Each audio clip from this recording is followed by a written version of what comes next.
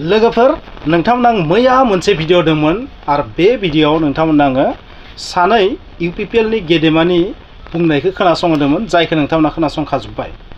आरोबाव मैयानो आं मोनसेबाव भिडिअ नुदोंमोन सासे बिपिएफ नि नेता जि बिटिसि सेक्रेटारिएटआव जि एसेम्बलि जानानै थांबाय मा होनगोन बेखौ मा सेसन होनगोन बै जानानै थांबाय ना बिटिसिएल ना मा होनो बे जानानै थांबाय। स' बै जाना थांनायनि उनाव बिसोरो बेवहाय मा मावफुंखो बै 4 बोसोराव बेखौ बुंनानै लादों। बै भिडिअखौ नोंथांमोना मैया होबाय आरो बैहाय गोबां रायदों आरो गोबां रोखोमनि कमेन्ट्स लिरदों, गोबां जावदों फबदों आरो दिनै आं नोंथांमोननो बिपिएफ नि सासे नेताया माबायदि इउपिपिएल नि सायाव एटाक खालामदों बेखौ होगोन। बै भिडिअआबो मैयानिनो नो डाउट। स' नोंथांमोना बेखौबो खोनासंनानै लादो। स' बिथांनि बुंनायाबो माखासे सैथो दङ, माखासेया पलिटिकेल एटाक। स' बे बाराव कमेन्ट्सखौ सोर लिरगोन मिथिया, बिपिएफ लिरगोन ना इउपिपिएल लिरगोन मिथिया। स' बिथाङा जायफोर बाथ्राखौ बुंदों डेम'क्रेसियाव बे भेरि इम्पर्टेन्ट। स' जाय पार्टिया खुंथायाव दङ बिसोरथ' बुंखागोन जों ओरै मावदों, नाथाय बेखौ फिननाय होनो थाखाय बै जि अपोजिशन पार्टी बिसोरो मा सिगांबो नांगोन। नाथाय नुनो मोन्दों अपोजिशन पार्टिया जाबायदि हेंथा नांगौमोन, जाबायदि माने बिनि रिप्लाय नांगौमोन बेखौ बिथांमोनखौ होनाय नुवाखै। बबेखानि सासे गेदेमाया बेबायदि रिप्लाय होदों, पार्सनेलि रिप्लाय होदों बिथाङा, बबेखानि पार्टिनि जानानै रिप्लाय होदों। स' नोंथांमोना सोर बिथाङा बेखौ मिथिखागोन, बिथांनि मुंखौ बुङाबाबो जागोन। स' नोंथांमोना खोनासंनानै लादो बिथाङा मा बुंनो नाजादों आरो बिथांनि बुंनायनिफ्राय नोंथांमोना आइडिया खालाम बिथाङा बबे बिन्दोखौ एटाक खालामदों, बबे बिन्दोआव लुप हल्स दङ, बबेया थालांदों। बेवहाय माखासे फैसा थाखानि बाथ्रा बुंदों जे इमानखिनि फैसाया सेंसन जाखादोंमोन, बैखिनि फैसाया बहा थांखो, इमान जोंनो होबाय बाखिखिनिथ' होआखै। स' नोंथांमोना खोनासंनानै लादो माबोरै बिथाङा एटाक खालामदों आरो बबे गब्लंखिनिखौ बिथाङा मोजाङैनो एटाक खालामदों बेखौ नोंथांमोना नायदो। डेम'क्रेसियाव बेयो जोबोर गोनां। नोंथांमोना खोनाखाबाय, थेवब्लाबो नोंथांमोना खोनासंबावदो मैयानिया मामोन, मैया मा बुंदोंमोन आरो दिनै मा बुंदोंमोन। बबेखानि बे भिडिअआबो मैयानिनो।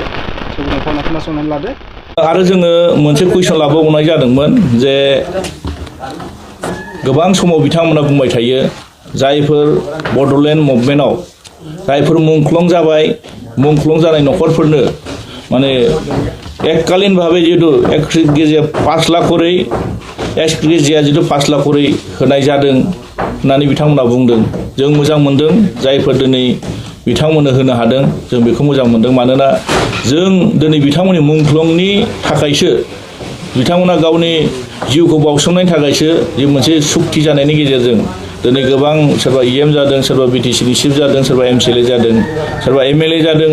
नाथाय जों बिथांमोनखौ बावगारबा जानाय नङा। ओंखायनो जायफोर दिनै मुंख्लं जालायबाय बे मुंख्लं जानायनि मुङाव दिनै एक्सग्रेजिया हिसाबै दिनै आसाम सरकार आरो भारत सरकारा बिटिआर सुक्तिनि गेजेरजों हरगोन होननानै रादाय खाखानाय बायदियै बिथांमोना जोंनो हरनाय जादों। आं बेहाय मोनसे तथ्य मोनदों, नोंथांमोना बे तथ्यखौ होनाय जागोन। जों बेखौ सोंनाय जाबावदोंमोन जोंनि अपोजिशन लिडारनि मान गोनां देरहासार बसुमतारी बिथाङा सोंदोंमोन। बिथांनि कुइसनाव फैदों जे दासिमहालागै 2023 आरो 24 आरो 2024 आरो 25आव दासिमहालागै बेसेबां फैसा फैखो आरो बिसिबां माने मुंख्लं न'खरनो फैसा होनाय जाखो होननानै बुंदोंमोन।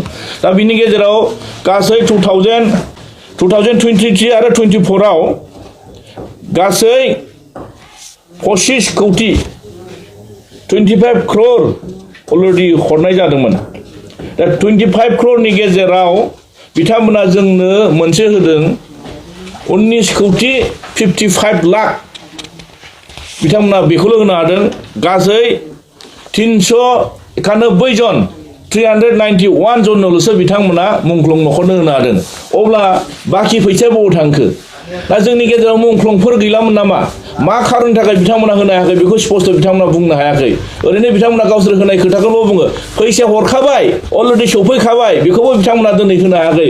आरो 2024 आरो 25आव गासै 10 कौटि थाखा फैबावदों, माने 10 crore फैबावदों। दा 10 crore फैनायाव बिथांमोना जोंनो मोनसे एन्सार होदों।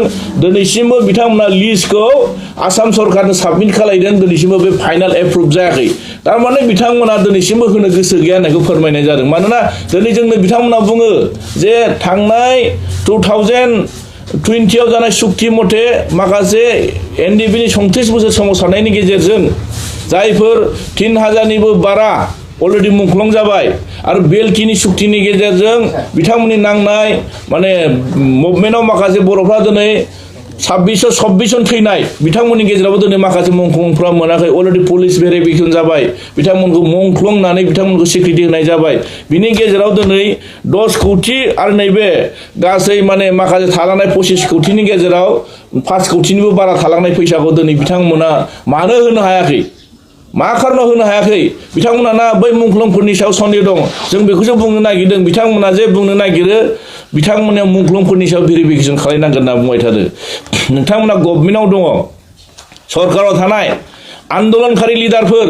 गावनि मुंख्लंफोरखौ बिथांमोना सिनाया नामा गामियाव थांनानै सोंहै न'खरफ्राव थांनानै सोंहै दिनै बिथांमोननि पस्टमर्टम रिपर्ट बिथांमोननि दिनै सार्टिफिकेट डेथ सार्टिफिकेट बिथांमोना बिनानै दिनै पुलिस भेरिफिकेसन खालामबाय थाबा बहा जानो मानोना आन्दोलन समाव जेराव नों थाखोमासो आन्दोलन खालामनो गोनां जायोमोन गावनि डेड बडिखौ दिनै न'खराव लांनो हायामोन सोरबा गुबुन दाबसे जायगानिफ्राय गुबुन दाबसेयाव दिनै मुंख्लं जायो दिनै एनडिपिनि मुभमेन्टआव बुंनो थाङोब्लाथ' दिनै गोबां माने बेलेग आउट कान्ट्रियाव थानानै नांनो गोनां जादों बहा सफैनो नोंनि डेड बडिया जेराव न'खरानो थानो हायामोन गासैबो बिमा बिफाफ्रा गोदाव सोराव जानो गोनांमोन जायोमोन दिनै बेफोरखौ दिनै सुक्तिनि गेजेरजों फैनाय माखासे फैसाफोरखौ मा खारनाव बिथांमोना होनो हायाखै नंखायनो आं नुदों बिथांमोननि जितु 5 बोसोर माने 3 सानो जोबलायलांसै अब्ला बिथांमोना मावगासिनो दं गोबां गिदिर खोथा बुङो दिनै बहा थांखो फैसा फैब्लाबो बिथांमोना होनो हाया आरो मावैखौबो मावदों होननानै बुंबाय थायो नंखायनो दिनै मुंख्लंफोरखौबो बिथांमोना थगायबाय थादों जेलाव थानाय माखासे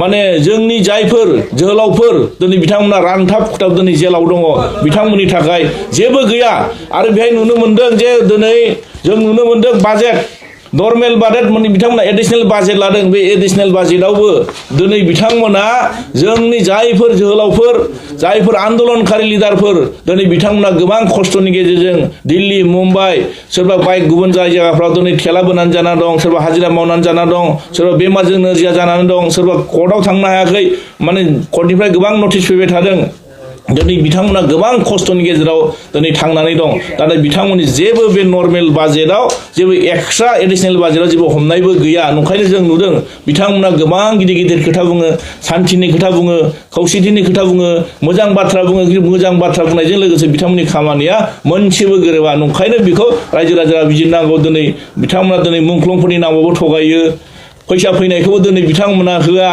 कारापसनखौथ' बुंनो हाया कारापसना हिसाब गैयै जायो नंखायनो दिनै बिथांमोननि कारापसनखौ जों बुंनानै फोजोबनो हाया बिथांमोना फ्रि कारापसननि खोथा बुङो नंखाय खोथा बुङो दिनै बिथांमोननि मोनफ्रोमबो खामानियाव बेसेबां पार्सेन्ट लायो बेखौ आं बिजिरा दिनै रायजो राजाफ्रा बेखौ बिजिरगोन थिकादारफ्रा बेखौ बिजिरगोन अपेनलि फैसा लायो मारै सोलिबाय थानो हादों बिथांमोना नंखायनो बिनि फिननायखौ हाजारखि मोजां खोथायानो बुङाथों मानो 2025आव बिनि रिजाल्टखौ रायजो राजाफ्रा होगोन होननानै आङो बेखौ नेनानै दं आरो नंखायनो आङो आसा खालामदों फैबाय थानाय 25आव बिनि उचित बिसारखौ रायजो राजाखौ होनो थाखाय खावलायनाय जाबाय गोजोन्थों थेंक इउ